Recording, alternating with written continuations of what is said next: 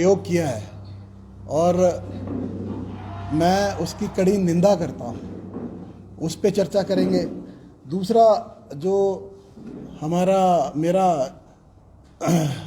दूसरी बात जो मैं रखने जा रहा हूँ वो ये है कि भाजपा ने आज अपने ही जो यहाँ इनके मौजूदा सांसद हैं किशन कपूर जी, उनका जो अपमान ये कर रहे हैं उसके बारे में भी हम चर्चा करेंगे। और तीसरी बात जो मैं आपके समक्ष रखूँगा वो ये है कि ये जो भाजपा के प्रत्याशी हैं वो कहीं ना कहीं मुझको भी अपना टारगेट बना रहे हैं और वो बोल रहे हैं कि आप अपना विज़न बताइए। तो हम इन 3 बिंदुओं पे आज आपके साथ चर्चा करेंगे।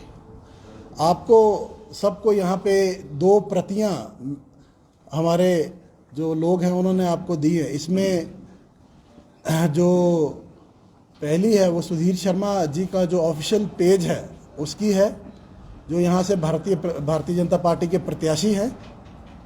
और दूसरी जो प्रति है उसमें जो इन्होंने एक जाति सूचक न सूत न को पास ऐसे करके कुछ एक पर्टिकुलर जाति के लिए उन्होंने लिखा है। मैं उन शब्दों को दोहराना नहीं चाहता, पर मैं ये ज़रूर कहना चाहता हूँ कि ये आज की सदी में ऐसी बातें कर अपनी मानसिकता का परिचय दे रहे हैं। कांग्रेस पार्टी हमेशा सबको साथ लेके चलती है, सारी जातियाँ उनके लिए बराबर हैं, लेकिन यहाँ हमारे पास एक भाजपा के ऐसे प्रत्याशी हैं जो जाति सूचक शब्दों का ये चुनाव जीतने के लिए प्रयोग कर रहे हैं। ये हमारे जो यहाँ भीमराव अंबेडकर जी थे, बाबा भीमराव अंबेडकर जी, उन्होंने पूरा जीवन अपना इस मानसिकता को ख़त्म करने के लिए लगा दिया। लेकिन जो यहाँ से भाजपा का प्रत्याशी है, मैं बार बार बोल रहा हूँ, वो इस जो इन्होंने सोशल मीडिया पे और फेसबुक पे पोस्ट डाला है उनसे उनकी मानसिकता जो है वो जिन लोगों को ये कुछ जातियों को शायद ये छोटा समझते हैं उनके प्रति उनकी सोच को दर्शाता है।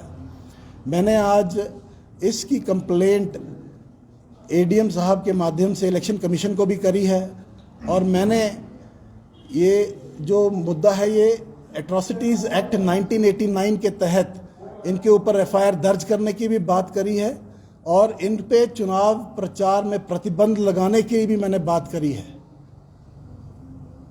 ऐसे ही जो हमारे यहाँ से भाजपा के लोकसभा के प्रत्याशी हैं, वो जो भाजपा के धर्मशाला के प्रत्याशी हैं, उनके महल में बैठकर लोगों को कह रहे हैं कि जब हम प्रचार प्रसार में भाजपा के प्रचार प्रसार के पूर्व में जो हुए चुनाव हैं उनमें जब जाते थे तो लोग कहते थे कि ये जो अब इनके भाजपा के प्रत्याशी हैं, जो भी यहाँ डेवलपमेंट की ये इन्होंने करी। और वही प्रत्याशी कल आपने देखा होगा जो हमारे सांसद हैं माननीय किशन कपूर जी, उनका आशीर्वाद लेने उनके घर जा रहे हैं। और कहीं ना कहीं ये लोग अपने ही नेता को अपमानित कर रहे हैं। इनके जो सीनियर नेता हैं, जो चाहे बिंदल जी हैं चाहे जयराम जी हैं, जब वो धर्मशाला आते हैं तो अपने ही प्रत्याशी को अपने पूर्व प्रत्याशी को भूल जाते हैं, अपने वर्तमान के सांसद को भूल जाते हैं। और ये जो हमारे यहाँ से भाजपा के प्रत्याशी है, ये इनके घर जाके इनका आशीर्वाद प्राप्त करने की चेष्टा कर रहे हैं। मैं तो कपूर जी से भी पूछना चाहूँगा कि आप भी अपना रुख स्पष्ट करिए।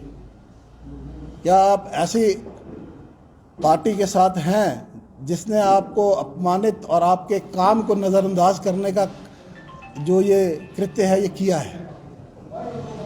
तीसरा, ये बोल रहे हैं कि सुक्खू जी, और इनकी शब्दावली देखिए क्या बोल रहे हैं। सुक्खू जी के चेले अपने आप को बहुत सीनियर पार्टी लीडर मानते हैं और शब्दावली का इस्तेमाल कर रहे हैं चेले। ये इनकी मानसिकता को दर्शाता है और बोल रहे हैं कि ये अपना विजन स्पष्ट करें।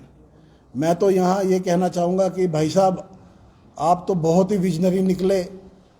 आप तो भाजपा कांग्रेस छोड़कर भाजपा में शामिल हो गए और आपने अपना विज़न लोगों को वहाँ दिखा दिया कि आपका क्या विज़न है, आप क्यों गए, आप कितने में बिके।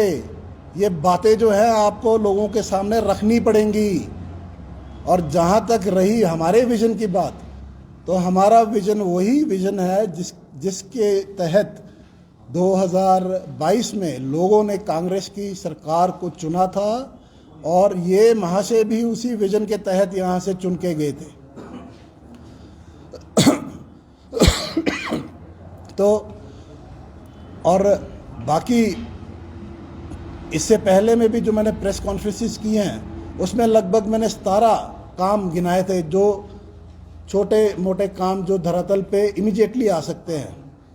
वो काम की मैं इनको एक लिस्ट जल्दी ही भेजने वाला हूं और उनको भेज दूंगा और उनको अपना विज़न तो हम बता देंगे। लेकिन आपके माध्यम से मैं उनको ये पूछना चाहता हूं कि आपने किस विज़न के चलते भाजपा ज्वाइन कर ली और आपको क्या लगता है कि लोग आपको विपक्ष में बैठने के लिए वोट देंगे? धर्मशाला के लोग समझदार हैं, उनको बिकाऊ नेता नहीं चाहिए, उनको टिकाऊ आदमी चाहिए और वो आने वाले समय में कांग्रेस के पक्ष में मतदान करेंगे और कांग्रेस पार्टी के प्रत्याशी को भारी बहुमत से यहाँ से जिताएंगे। धन्यवाद। ये इनका ऑफिशियल अकाउंट है।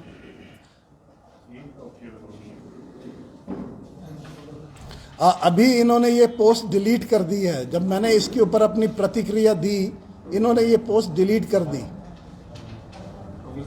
जहाँ तक आज दिन तक मीडिया जिस अकाउंट को यूज करता है वो अकाउंट नहीं है, शायद ये कोई आप अभी फेसबुक खोलिए और अभी फेसबुक पे आप इसके आपके कथनानुसार ये हो, क्योंकि सोशल मीडिया की लड़ाई है, इसमें हम लोगों का कोई लेना देना नहीं, पर जिसमें हमें मैसेज आदान प्रदान इनके ऑफिस आजकल यही अकाउंट नहीं है हमारा, तो इतना प्रश्न है कि आपके पास अगर इसका कोई ऑथेंटिक और कोई प्रूफ है, क्योंकि सोशल मीडिया पे तो कोई भी कुछ भी डाले उसका आपका जायज है कि आपने आप प्रेमसु जी इसके आप जांच कर सकते हैं। ये इनका ऑफिशियल अकाउंट है और ये सवाल आप उनसे करिए, हमसे मत करिए। मैंने अकाउंट चेक किया, ये इनका ऑफिशियल अकाउंट है, क्योंकि इसमें अगर आप अकाउंट खोलेंगे तो आप पर ये अपनी डिटेल मिलेगी कि किसका ये अकाउंट अपनी पोस्ट ये यहीं से डाल रहे हैं, जितनी भी इनके पोस्टें हैं यहीं से जा रही हैं, इसी अकाउंट से जा रही हैं, इन्हीं के लोग इसको हैंडल कर रहे हैं।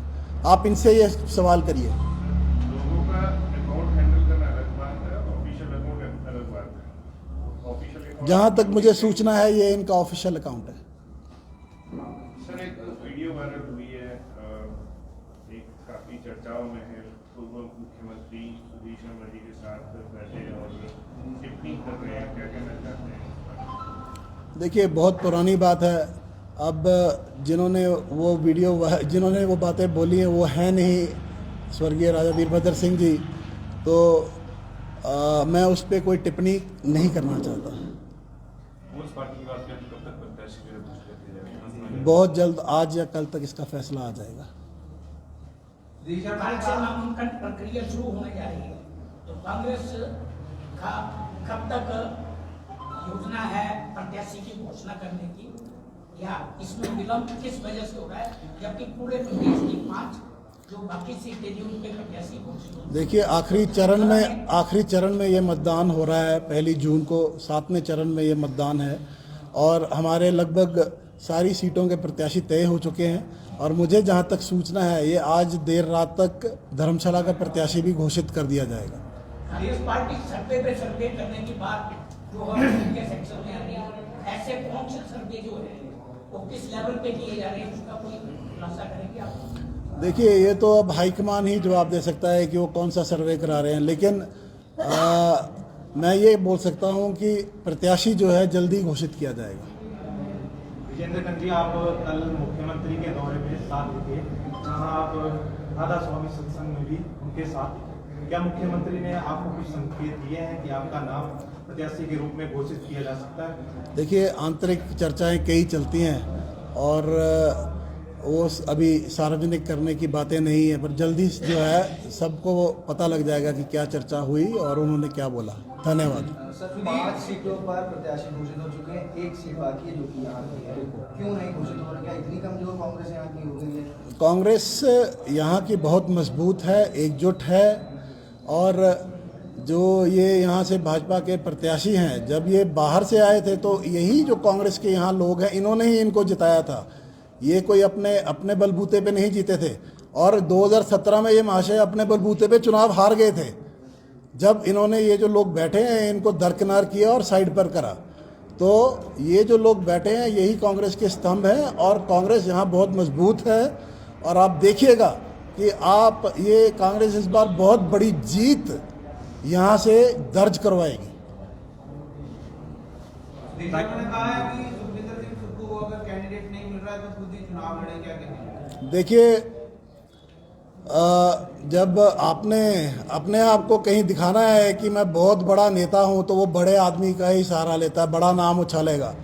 लेकिन मैं आपको ये बताना चाहता हूं कि हमें हमारे मुख्यमंत्री जी को उतारने की ज़रूरत नहीं है। जो धर्मशाला की कांग्रेस और इसके जो लोग हैं वो ही काफ़ी हैं इनके लिए। Thank you. Please join us for these things.